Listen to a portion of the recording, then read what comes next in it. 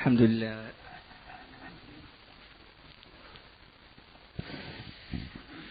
Omar ibn al-Khattab, radiyallahu anhu, demande à qui de Quraysh qui répand le plus vite l'information et ne cache pas de secret. Ils lui ont répondu Jamil ibn Mu'ammar al-Jumahi. Jamil ibn Mu'ammar ou Jamil ibn Ma'mar al-Jumahi.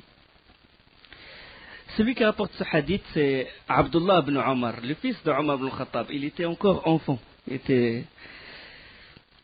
Il a dit, Abdullah ibn Omar, dans ce hadith, il a dit j'ai suivi mon père et il retrouva Jamil près de la Kaaba, assis près de la Kaaba. Et il lui dit oh Jamil, n'es-tu pas au courant? Il a dit quoi? Il a dit j'ai embrassé l'islam. Et Ibn Omar, il rapporte, cette personne, il n'a même pas vérifié les dires de Omar. Il s'exécuta aussitôt, traînant ses habits, et il s'écria, et il a dit, lui, Omar ibn Khattab, mon père, il le suit, et moi je suis mon père, et Jamil ibn Mu'ammar, en train de crier, oh, Ma'shar Quraysh, ya Ma'shar Quraysh, ô communauté de Quraysh, laqad saba'a Omar, Omar a apostasié votre religion. Et Omar le suit, il dit non, ashhadu an la ilaha illallah wa anna Muhammadan Rasulullah. Jusqu'à ce que l'information elle s'est répandue d'une vitesse. Les Quraysh ils se sont regroupés, ils se sont jetés sur Omar ibn Khattab. Ils se jetèrent sur Omar.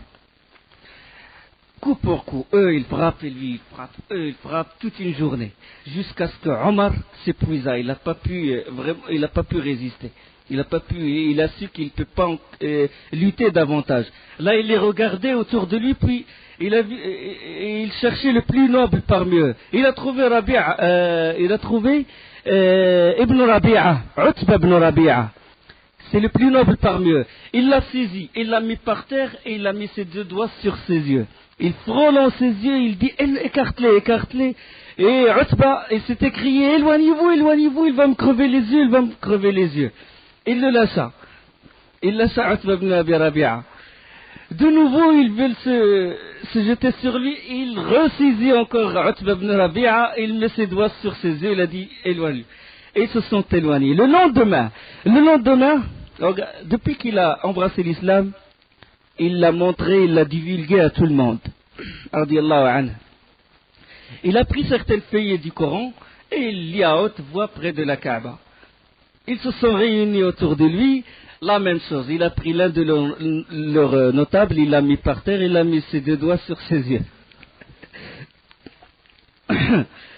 Alors là, Omar, radiyallahu anhu, il a allé voir le prophète sallallahu alayhi wa sallam dans la maison de l'Arqam ibn Abi al-Arqam et lui dit ne sommes-nous pas des musulmans? Le prophète sallallahu alayhi wa sallam il a dit oui, si. Ne sont-ils pas des koufars? Ne sont-ils pas des mécréants? Il a dit oui. Sont des koufars. Il a dit alors, pourquoi alors cacher notre islam? Pourquoi cacher notre islam? C'est pour ça déjà. Il y a un détail que j'ai oublié, c'est que le prophète sallallahu alayhi wa sallam, il a voulu que Omar rentre en islam. D'après un hadith rapporté par le Bukhari, le prophète sallallahu alayhi wa sallam, il a dit oh Allah, rend l'islam puissant par la conversion de l'un des deux Omar, Omar ibn Khattab ou Amr ibn Hisham, Abu Jahl, Amr ibn Hisham. Pourquoi? Parce que c'était des deux hommes, ils ont des caractères résolus. C'est des hommes qui vont loin. Quand ils décident quelque chose, ça y est, personne ne peut l'arrêter dans sa voie. Et il faut quelqu'un comme lui, il faut un homme un homme fort, un homme solide, un homme résolu, un homme qui va loin.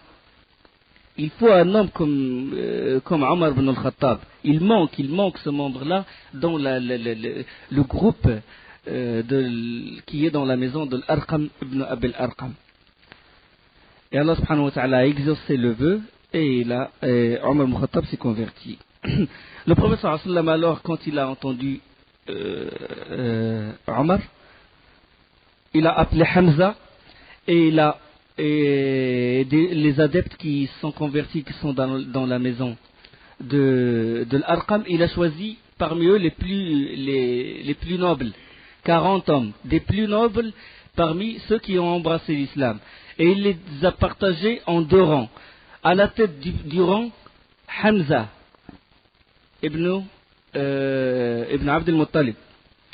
À la tête de l'autre rang, Omar ibn al-Khattab. Et ils sont sortis armés. Et ils sont sortis et ils ont fait le tour de la Kaaba en s'écriant La ilaha illallah, Muhammadur Rasulullah, Allahu Akbar, La ilaha illallah, Muhammadur Rasulullah, Allahu Akbar.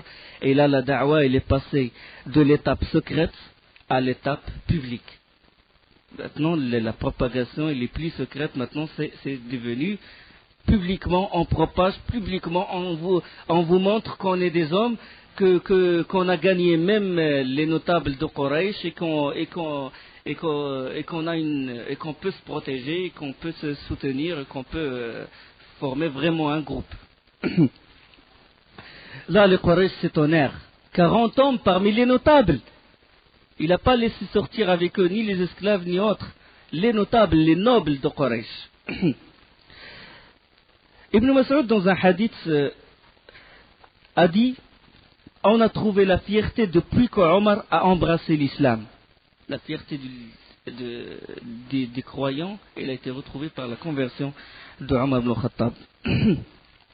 Là, les Quraysh sont tombés dans un immense accablement quand ils ont vu cette manifestation.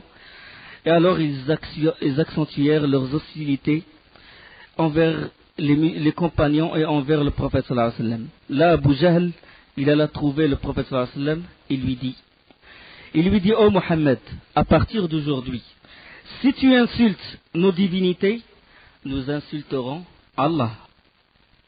Il a dit une chose inhabituelle, mais chez le Quraysh, personne n'insulte Allah. Parce que eux, ils respectent Allah, ils le vénèrent, ils l'adorent. Ils adorent Allah subhanahu wa ta'ala. Et quand ils jurent par Allah.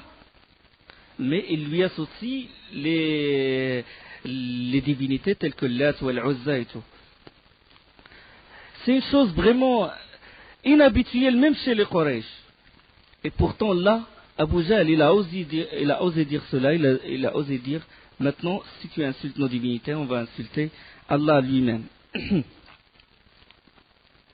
Subhanallah. Bien que vraiment il vénère Allah subhanahu wa ta'ala, et même dans les situations critiques, ils invoquent Allah directement. Allah subhanahu wa ta'ala il dit dans un verset فَإِذَا رَكِبُوا فِي الْفُلْكِ دَعَوُا اللَّهَ مُخْلِصِينَ لَهُ الدِّينَ فَلَمَّا نَجَّاهُمْ إِلَى الْبَرِّ إِذَا هُمْ يُشْرِكُونَ. Quand ils montent en bateau, ils invoquent Allah, lui vouant exclusivement leur culte. Une fois qu'il les a sauvés des dangers de la mer, en les ramenant sur la terre ferme, voilà qu'il lui donne des associés. Quand ils sont dans une situation critique, ils s'adressent directement à Allah. Ils s'adressent directement. Ils oublient Lat wal Uzza, Manat, Dhul Khulasa, ils oublient tout ça. Ça y est, quand ils sont sur un bateau, ils invoquent directement Allah, contrairement à ceux de notre communauté. Dans des situations critiques, Ya Sheikh al-Badawi, Ya Sheikh Tijani, Ya Sheikh... Dans la situation critique, subhanallah. Ça montre que les associateurs de notre époque, ils sont pires que ceux de l'époque du prophète sallallahu alayhi wa sallam. Après ceci, quand Abu Jahl, il a menacé d'insulter Allah, Allah subhanahu wa ta'ala, il a révélé وَلَا تَسُبُّوا الَّذِينَ يَدْعُونَ مِن دُونِ اللَّهِ فَيَسُبُّوا اللَّهَ عَدْوًا بِغَيْرِ عِلْمٍ. N'insultez pas ceux qu'ils invoquent en dehors d'Allah. Ils insulteraient Allah par représailles sans la moindre science. Il ne faut pas les insulter, il ne faut pas insulter leur divinité parce qu'ils risquent d'insulter Allah subhanahu wa ta'ala. D'accord? Et on peut déduire de ça, on peut déduire quoi? C'est-à-dire, le fait d'insulter les divinités, c'est quoi? C'est changer un mal. C'est changer un mal. Quand on insulte Lat ou Al-Uzza et puis les kuffars, ils disent cette divinité va te faire du mal, tu vas être touché par le mal et tout, et après quand ils découvrent que tu n'es pas touché par le mal, ils risquent d'oublier ces divinités, ils risquent de se désavouer de ces divinités, de ne plus les adorer. Donc c'est un mal qu'on change. le fait d'insulter ces divinités, c'est-à-dire les rabaisser, qu'ils ne valent rien. C'est juste des pierres. Donc c'est un mal à changer. Mais puisque ce mal va aboutir à un mal plus grand, c'est-à-dire que les kuffars vont insulter Allah, on ne change pas ce mal-là. Une des règles de l'amr bil ma'ruf wa nahy al munkar, une des règles du changement de mal. Quand on change un mal et qu'il aboutit à un mal plus grand, on ne le change pas. Une des règles. La preuve, ce verset-là. Alors, durant cette période, durant cette étape de la da'wah publique, se sont succédés des événements, parmi lesquels c'est que Uqba ibn Abi Mu'ayt, l'un des chefs de Quraysh, il a voulu détendre cette atmosphère. Il y a une atmosphère de tension, un rapport de force entre les Quraysh et le prophète sallallahu alayhi wa sallam et ses compagnons. Il a voulu détendre cette atmosphère. Et qu'est-ce qu'il a fait? Il a invité le prophète sallallahu alayhi wa sallam chez lui. Uqba a invité le prophète sallallahu alayhi wa sallam chez lui.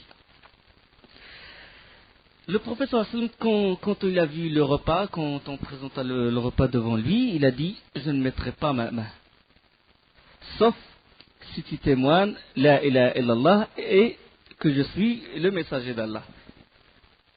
Sinon, je ne mangerai pas. Uqba ibn Abi Mu'ayt, il a essayé de changer de discussion, il a essayé d'insinuer rien. Il n'a pas pu. Le prophète sallallahu alayhi wa sallam, il insista: tu veux que je mange?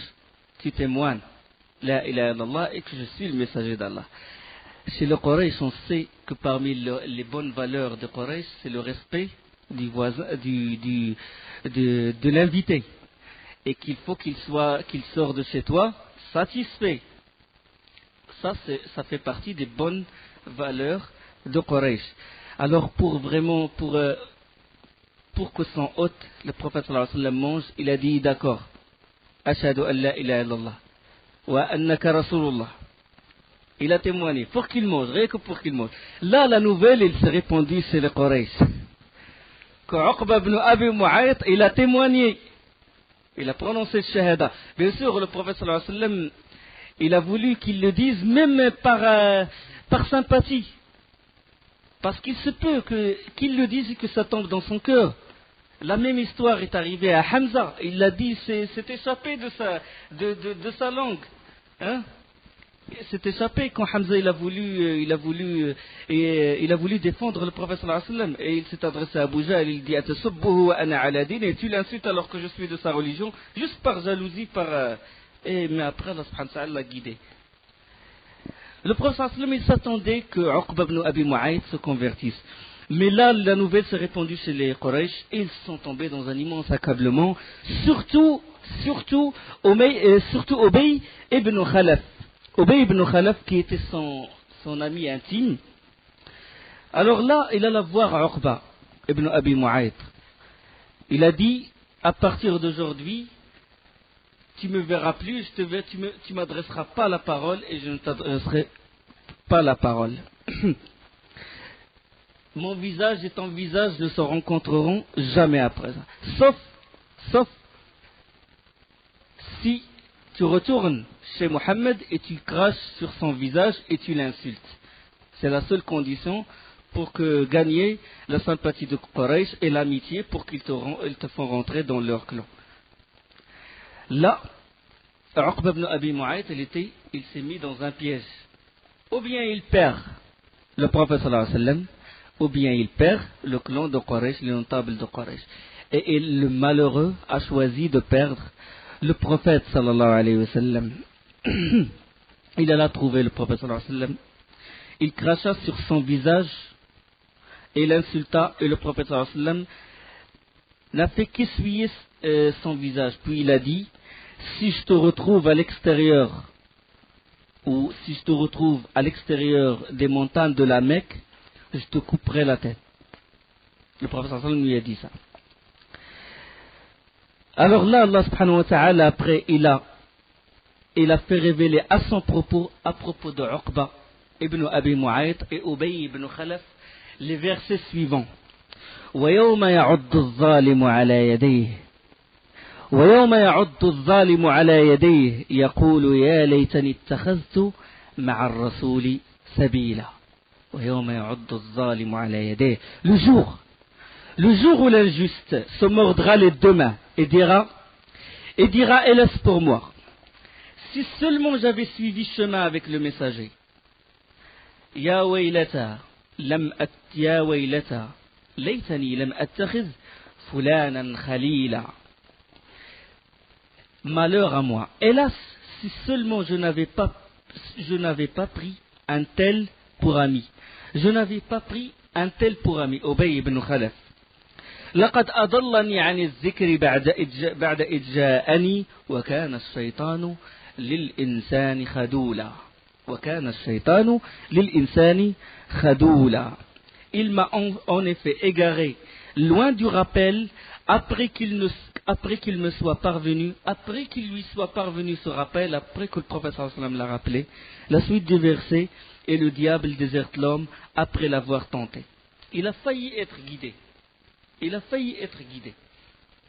Mais il n'est pas rentré dans la guidée d'Allah comme Hamza. De même que le Walid ibn al-Mughira, il a failli être guidé, mais après, il a tourné le dos. Ubay ibn Khalaf, c'est lui qui est intervenu pour égarer son ami, pour l'éloigner du prophète sallallahu alayhi wa sallam, était aussi très virulent envers les musulmans. Un jour, il alla voir le prophète sallallahu alayhi wa sallam avec un vieil os, qu'il cassa en morceaux et le fragmenta jusqu'à le réduire en poussière. Et il jeta toute cette poussière sur le visage du prophète sallallahu alayhi wa sallam. Et il lui dit, c'est toi qui prétends qu'Allah va nous ressusciter à partir de cette poussière?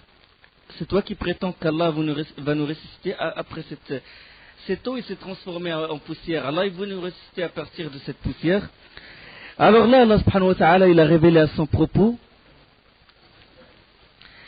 أَوَلَمْ يَرَ الْإِنسَانُ أَنَّا خَلَقْنَاهُ مِنْ نُطْفَةٍ فَإِذَا هُوَ خَصِيمٌ مُبِينٌ وَضَرَبَ لَنَا مَثَلًا وَنَسِيَ خَلْقَهُ قَالَ مَنْ يُحْيِي الْعِظَامَ وَهِيَ رَمِيمٌ قل يحييها الذي أنشأها أول مرة وهو بكل خلق عليم. L'homme ne voit-il pas que nous l'avons créé d'une goutte de sperme et le voilà devenu un adversaire déclaré? Il cite pour nous un exemple, tandis qu'il oublie sa propre création. Il dit qui va redonner la vie à des ossements une fois réduits en poussière.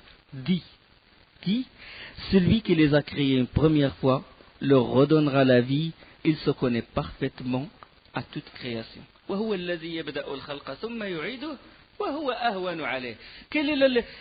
Qu'est-ce qui est plus dur? C'est de créer à partir de rien ou à partir de matière déjà préexistante, à partir de poussière ou d'os, bien que la première création et la deuxième création, elle est facile pour Allah subhanahu wa ta'ala. Alors, devant cette religion qui commença à gagner davantage d'adeptes, Hamza et Omar et Othman, là, les disciples, les notables de Quraysh, alors un conseil dans la maison de Nadwa, la maison où on se consulte. Dans la maison de Nadwa, pour définir une politique commune entre eux et le prophète sallallahu alayhi wa sallam. C'est-à-dire un accord qui satisfait les deux clans. Ils convoquèrent le prophète sallallahu alayhi wa sallam et lui ont dit: oh Mohammed, on t'a fait beaucoup de propositions et à chaque fois tu refuses. Maintenant, on te fait une nouvelle proposition, mais c'est vraiment la plus lourde. C'est vraiment une concession, un sacrifice de notre part. Le prophète sallallahu alayhi wa sallam, il a dit laquelle, cette proposition? Ils ont dit quand on t'a vu insister dans cette religion, on a décidé, on a fait une décision, c'est que tu adores nos divinités un jour et on adore Allah un jour. On partage moitié-moitié. Le prophète sallallahu alayhi wa sallam a répondu non. C'est un jeu, l'aqida. C'est un jeu de. Aujourd'hui, je m'habille, je m'habille, je prends les vêtements de la mécréance, et demain j'enlève l'habit de la mécréance et je porte l'habit de l'islam. C'est un jeu, c'est des vêtements. C'est pas un jeu, la aqidah. Et lui on dit, on adore Allah une semaine et tu adores nos divinités un jour. Il a dit non. Ils ont dit, tu adores nos divinités un jour et on adore Allah un an. Un an. Pas de concession quand il s'agit de dogme. Pas de concession quand il s'agit de aqidah. Il a dit non. Et Allah subhanahu wa ta'ala il a révélé, قل يا أيها الكافرون لا أعبد ما تعبدون ولا أنتم عابدون ما أعبد ولا أنا عابد ما عبدتم ولا أنتم عابدون ما أعبد لكم دينكم ولي دين. Pas de concession quand il s'agit de l'aqida. Pas de concession. Aujourd'hui j'adore Allah et demain j'adore tel cheikh ou tel wali. Non, non. Allah subhanahu wa ta'ala il a révélé, ô vous, dit, qul ya ayyuhal kafirun, dit, ô vous les infidèles, je n'adore pas ce que vous adorez. Et vous n'êtes pas adorateurs de ce que j'adore. Je ne suis pas adorateur de ce que vous adorez. Et vous n'êtes pas adorateur de ce que j'adore. À vous votre religion et à moi ma religion. Bara, al-wala wal-bara. L'alliance avec Allah subhanahu wa ta'ala, parce que c'est ça. La ilaha illallah, à chaque fois qu'on dit la ilaha illallah, mettre dans la tête nafi wa isbat. Négation et affirmation. La ilaha, je n'adore pas, je ne me soumets pas, je n'obéis pas. Illallah, j'adore Allah, je me soumets à lui. D'accord? Nafi wa isbat.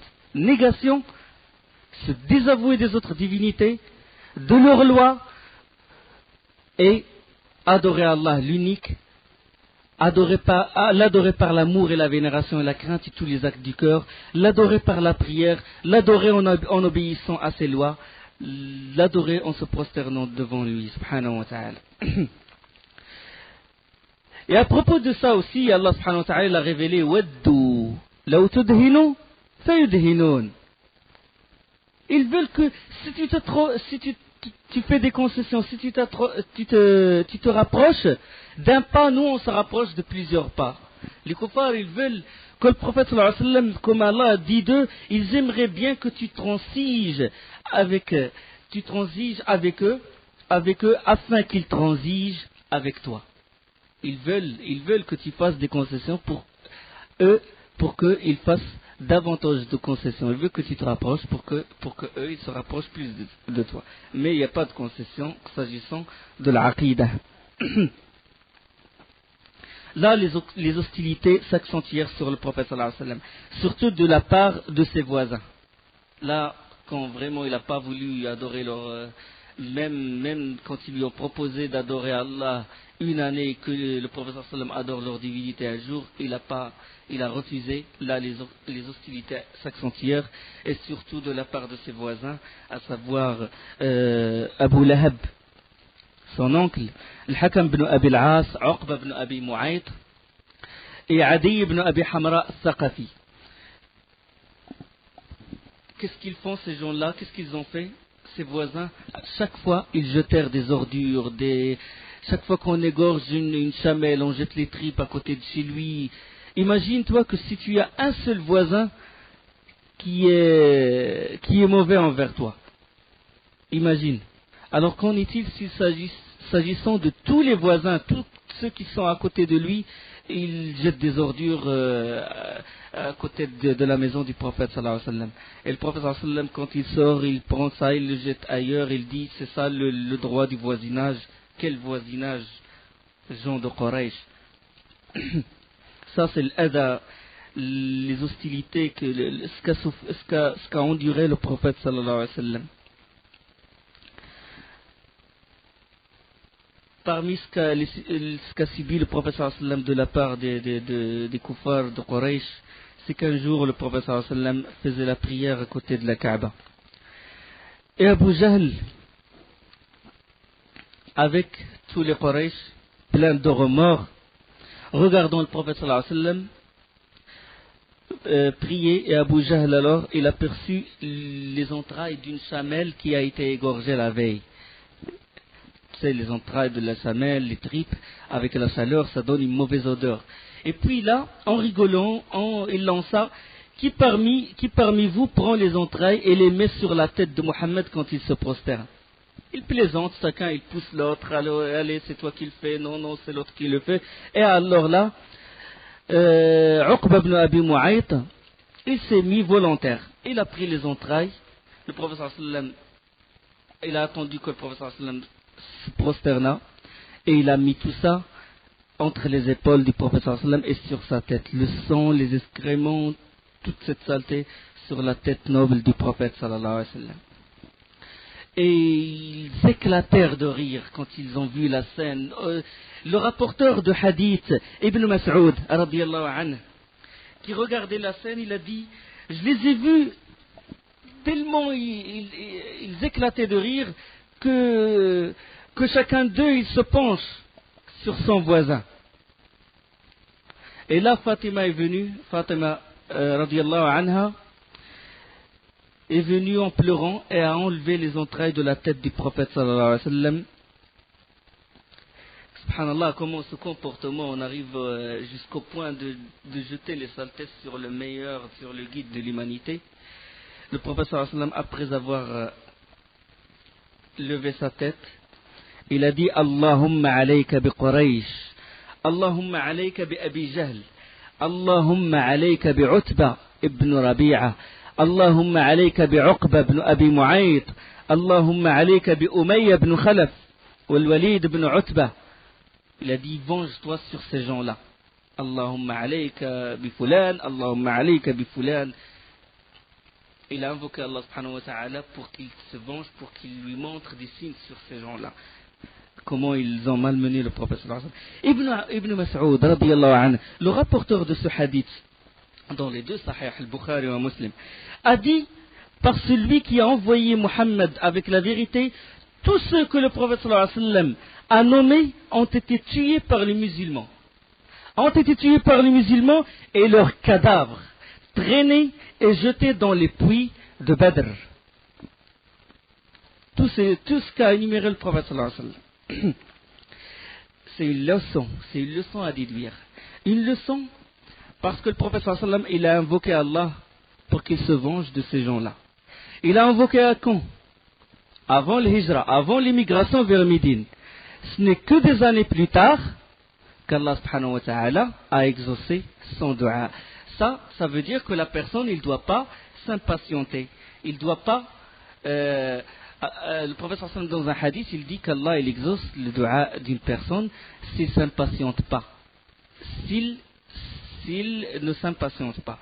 Et les compagnons ont dit au prophète sallallahu alayhi wa sallam, comment il ne s'impatiente pas? Il a dit, c'est-à-dire il dit, oh Allah, je t'ai demandé, je t'ai invoqué et tu m'as rien donné. C'est ça le fait de s'impatienter. Donc l'une des règles du dua, c'est que la personne, il ne doit pas s'impatienter, il doit patienter, il doit invoquer Allah subhanahu wa ta'ala et attendre avec conviction la réponse d'Allah subhanahu wa ta'ala. Le prophète sallallahu alayhi wa sallam en plus, c'est le prophète sallallahu alayhi wa sallam lui-même, avec la crainte d'Allah qu'il a, avec sa croyance et son invocation, son vœu, il fut exaucé des années plus tard. Alors qu'en est-il s'il s'agit de nous, pleins de péchés? Parce que le péché, c'est l'un des obstacles c'est l'un des obstacles qui fait obstacle entre que le da'wah n'arrive pas au ciel. Parmi les événements, c'est que le nombre des émigrants en Abyssinie s'est accru. Ceux qui n'ont pas, surtout ceux qui n'ont personne pour les protéger, n'ont pas vraiment de famille, de nobles pour les protéger, ont émigré et ils avaient atteint le nombre de 80. Ils adoraient Allah librement en Abyssinie sous la tutelle de Najashi, du Négus. Entre-temps, Allah subhanahu wa ta'ala, il révéla les derniers versets de la sourate Al-Najm. Sourate Al-Najm. Le prophète sallallahu alayhi wa sallam, exprès, il a attendu jusqu'à ce qu'il y ait beaucoup de monde qui se réunit devant la Kaaba. Et parmi ce monde-là, les notables de Quraysh. Et le prophète sallallahu alayhi wa sallam se leva et récita les versets de sourate Al-Najm. Surtout la fin. وأنه هو أمات وأحيا وأنه خلق الزوجين الذكر والأنثى من نطفة إذا تمنى وأن عليه النشأة الأخرى وأنه هو أغنى وأقنى. C'est lui qui a fait rire, qui a fait pleurer, c'est lui qui a fait mourir et qui a ramené à la vie, et c'est lui qui a créé les partenaires du couple de mâle et femelle d'une goutte de liquide éjaculé, et que la seconde création lui incombe. Et c'est lui qui a enrichi et qui a fait acquérir. وَأَنَّهُ هُوَ رَبُّ الشِّعْرَى. Et c'est lui qui est le seigneur de Sirius. Sirius, c'est une étoile, un astre qui est adoré par certaines tribus, la tribu de Khuza'a. وَأَنَّهُ هُوَ رَبُّ الشِّعْرَى. L'étoile que vous adorez, lui, il est le seigneur, il est le seigneur de Sirius. وَأَنَّهُ أَهْلَكَ عَادًا وَأَنَّهُ أَهْلَكَ عَادًا الْأُولَى وَثَمُودَ فَمَا أَبْقَى وقوم نوح من قبل إنهم كانوا هم أظلم وأطغى والمؤتفكة أهوى فغشاها ما غشا. Et c'est lui qui a fait périr les anciens Ad ainsi que les Tamoud, et il fit que rien n'en subsistait, ainsi que le peuple de Noé antérieurement, car ils avaient témoigné d'injustice extrême et d'outrance. Celui qui plongea dans l'abîme la cité subvertie, quand la recouvrit, ce qu'il a recouvri. وَالْمُؤْتَفِكَةُ أَهْوَى فَغَشَّاهَا مَا غَشَّا فَبِأَيِّ آلَاءِ رَبِّكَ تَتَمَارَى. Lequel donc des bienfaits de ton Seigneur mets-tu en doute? هَذَا نَذِيرٌ مِنَ النُّذُرِ الْأُولَى. Une alarme parmi celles données en premier. Azifatil azifah, l'imminente, l'heure du jugement s'approche. Laysa laha min dunillahi kashifah. Rien d'autre en dehors d'Allah ne peut la dévoiler. Afamin hadha al-hadith ta'jaboun. Quoi? Vous étonnez-vous de ce discours? Wa tadhakuna wa la tabkoun. Et vous riez au lieu de pleurer. Wa antum samidoun, absorbés que vous êtes par votre distraction. Il dit ça à haute voix devant tout le monde. Wa antum samidoun, absorbés que vous êtes par votre distraction. Fasjudu lillahi wa'budu, prosternez-vous donc à Allah et adorez-le. Là, le prophète sallallahu alayhi wa sallam, il se prosterna. Les croyants se prosternèrent. Quand ils ont entendu ce verset, Fasjudu lillahi wa'budu, les kuffars de Quraysh, les notables, ils étaient emportés par ces versets, ils se sont prosternés eux aussi. Ils se sont prosternés eux aussi. Dans une version, il n'y a qu'un vieillard qui n'a pas pu courber son dos, il a ramassé un morceau de sable, et un tas de sable, et il l'a mis sur son front, il a dit, ça me suffit. Tout le monde s'est prosterné devant ces versets. Tout le monde a été attiré par ces versets, y compris les kuffars. Les kuffars de Quraysh, eux, avant, ils mettaient les gens en garde contre ces paroles-là. Maintenant, c'est eux qui commencèrent à être touchés par ces paroles-là. Et ils se prosternèrent. L'information, elle s'est répandue jusqu'à parvenir en Abyssinie. En Abyssinie, les musulmans qui sont en Abyssinie, ils ont entendu que les Quraysh, ils ont embrassé l'islam. Ils ont cru que par cette prosternation, ils ont embrassé l'islam et que ce n'est pas la peine de rester en Abyssinie. Et parmi eux, il y en a certains qui ont fait demi-tour, c'est-à-dire qui se sont apprêtés à revenir à la Mecque. sont retournés à la Mecque, mais alors arrivés à la Mecque, les émigrés se rendirent compte que c'est une fausse nouvelle et que leur prosternation est due à l'effet de ces versets sur leur cœur. Et il y en a qui se sont retournés, il y en a qui sont restés.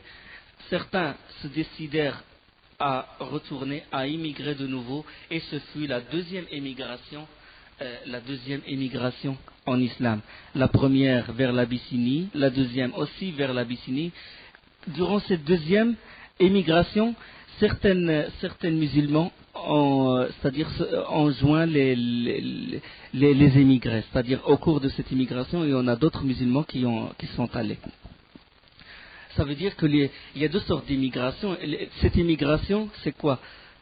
C'est l'immigration d'un pays où on vit en insécurité vers un pays où on se sent en sécurité. Ça, c'est la première sorte d'immigration. La deuxième sorte, c'est un pays de la mécréance vers le pays de l'islam.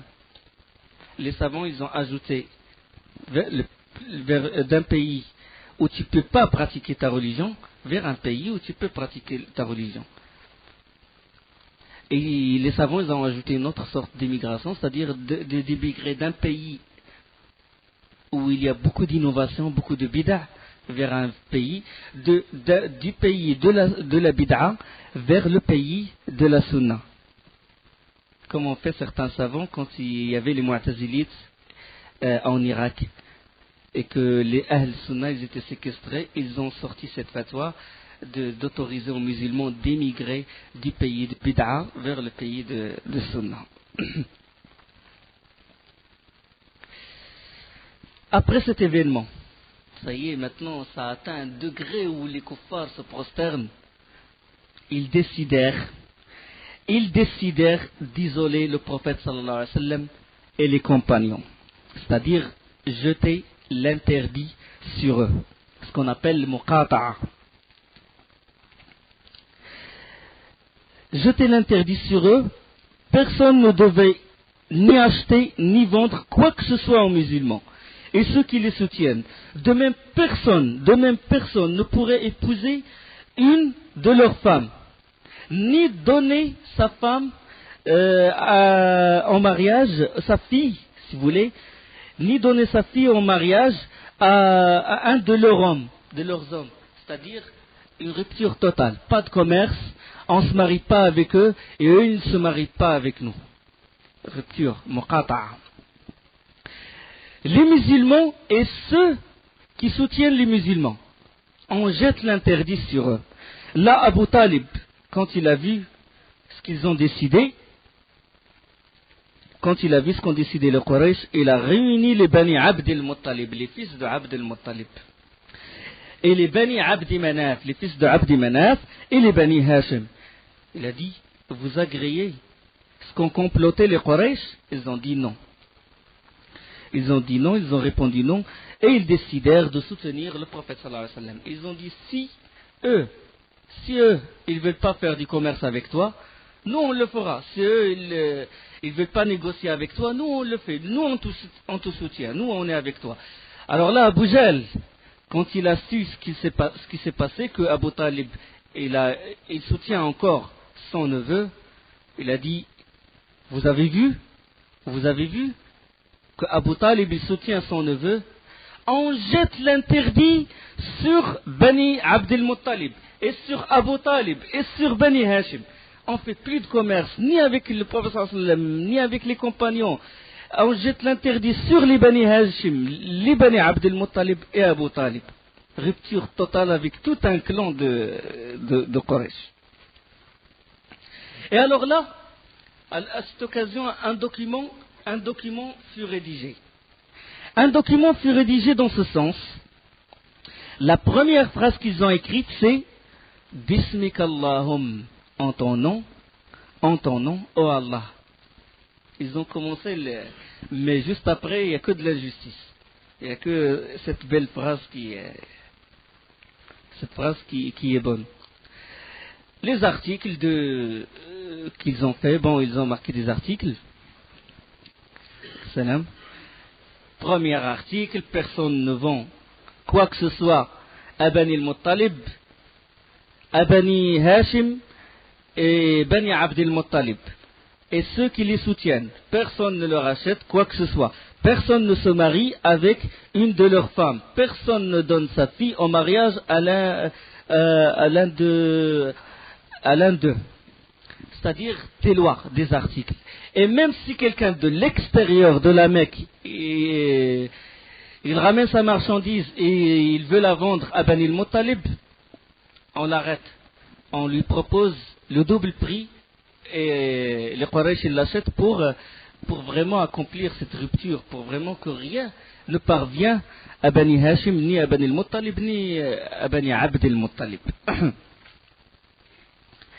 Et cette déclaration, pour vraiment donner de la valeur à cette déclaration, il fut solennellement suspendu à l'intérieur de la Kaaba. Voilà, pour montrer le caractère sacré de cette alliance. Rupture totale contre le clan de Abu Talib. Là, Abu Talib, qu'est-ce qu'il a fait? Il a appelé les Bani Hashim, les Bani al-Muttalib, hommes, femmes, enfants, et il les s'est retirés à l'extérieur de la Mecque dans un vallon qui s'appela vallon d'Abu Talib. Sha'b Abi Talib. Ils se sont retranchés loin de la Mecque pour se souder les coudes, quoi, pour se soutenir, pour s'entraider. Ils se sont retranchés, ils se sont retirés. Jusqu'à quel point Abu Talib a soutenu le prophète sallallahu alayhi wa sallam. Et jusqu'à quel point les Bani Hashim, dans leur mécréance, et Bani Abd al-Muttalib, la majorité d'entre eux n'ont pas embrassé l'islam, mais leur honneur, la fierté des Arabes, ils n'ont pas voulu baisser les bras. Abu Talib, il a su que son fils et son neveu est véridique, donc il le soutient jusqu'à la mort. Et il l'a soutenu. La situation est tellement grave qu'ils demandent vraiment qu'ils s'assurent mutuellement la sécurité, ils échangent la nourriture, et commence alors le blocus. Blocus économique et social, si vous voulez, ou la mise au banc du clan d'Abu Talib. Ce blocus a duré 3 ans. 3 ans il a duré, 3 ans d'isolement, pendant lesquels les musulmans souffrirent de la faim et de la privation. Pas seulement les musulmans, mais ceux qui les ont soutenus. Malgré ceci, ce blocus il ne fut pas respecté vraiment à la lettre. Parce que, certains notables de la Mecque n'hésitaient pas à apporter des aides, mais discrètement. Il y a le lien de parenté, il y a beaucoup de liens de parenté avec les Bani Hashim, Bani Abd al-Muttalib. Donc, ils gardèrent ce lien. Ils envoyèrent la nourriture, ils envoyèrent des chameaux pleins de marchandises la nuit. Et ils envoyèrent ça la nuit, c'est-à-dire parmi ceux qui essayaient de leur porter secours, Hakim ibn Hizam. Hakim ibn Hizam, à l'époque, il n'était pas musulman. Mais malgré ça, il aide les Bani Abd al-Muttalib. De même d'autres personnes, telles que le Mut'am ibn Adi et d'autres qui ont soutenu les Bani al-Muttalib malgré ce blocus. La prochaine fois, on va aborder la suite de ces événements-là. وسبحانك اللهم وبحمدك أشهد أن لا إله إلا أنت أستغفرك وأتوب إليك